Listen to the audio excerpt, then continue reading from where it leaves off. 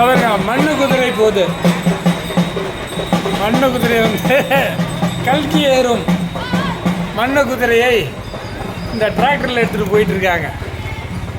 அதாவது கல்கி வந்து உலகத்தில் வந்து அதர்மம் அதிகரிக்கிற போது அதர்மத்தை அழித்து தர்மத்தை நிலைநாட்ட நான் வெள்ளை குதிரையில் அவதரிப்பேன் என கல்கி கூறியிருக்கிறார்.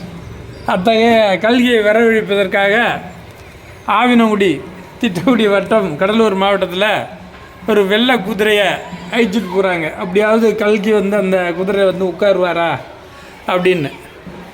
ஆக வெள்ளை குதிரையை வச்சுருந்தா கல்கி வந்து உட்கார்ந்து தானே ஆகணும், வெள்ளை குதிரையில் அவதரிக்கிறதுக்கு அப்படின்ட்டு கல்கி குதிரையை எடுத்துகிட்டு போகிறாங்க.